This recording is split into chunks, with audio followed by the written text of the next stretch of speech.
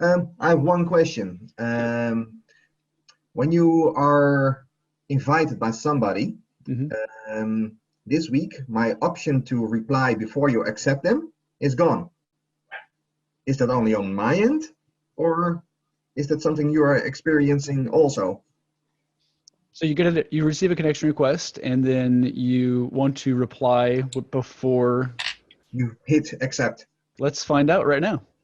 So these guys, I'm going to message Justin, Yeah, Ken. Is that what you were talking about?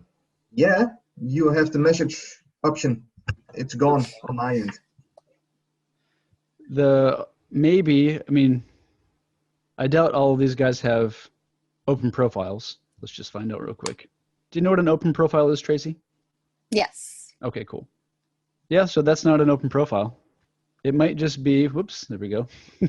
Might just be they don't like the Netherlands.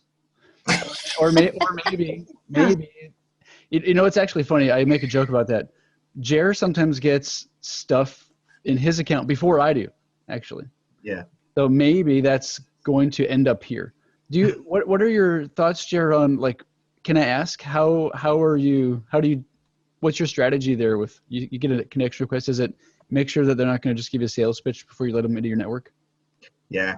Sometimes you get an invite from some people that you are sensing that they are going to pitch you right away. Mm-hmm.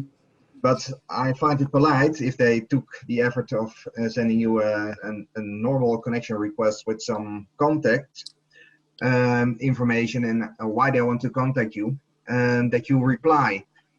And sometimes I don't want to accept them right off the bat, and I want to engage them in a conversation because they want you to accept, so they can pitch you. But if you do this first and ask them why they are contacting you and having that conversation, it keeps out the people that are spamming you always. Yep. You mean you want to have a conversation? Yeah. Tracy, Jer is your people. Jer is I like you. Yeah. Yeah, good. Solid. Jer's a solid. Yeah, that's a good idea. I think there are two mindsets with accepting. Probably it's probably the best way to just use the LION acronym. So some people are they want to have an intentional network, right? Some people are okay with being a little loosey-goosey with who they let in, and they're okay with being spammed in hopes that they can use that person who's a pain to, like, maybe mine their connections or piggyback off of them with shared content, that kind of thing. So there are definitely two mindsets there. And I don't know where I'm at. I'm okay. Here's why. I'm okay with a sales pitch every once in a while. It's like, if it unlocks a lot of people who were previously out of network. Mm-hmm. So that's important to me. But once you hit a certain threshold with connection count, it doesn't really matter anymore. And you can be a little bit more like, yeah, no thanks. Mm-hmm. Also, man, sometimes people come around, sometimes people are on a journey and 5 years later they might be amazing and they just started as a spammer. Yeah. But, yeah. That can be. I've had my journey. You're an ex-spammer. Yeah, okay, cool.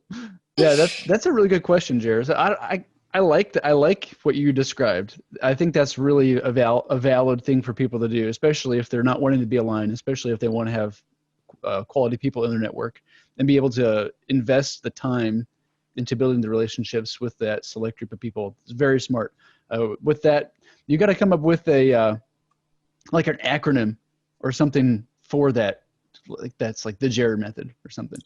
The Jer fence. All right. I will think about it. All right, cool. We'll make it popular and you can become famous. More famous than you already are. All right.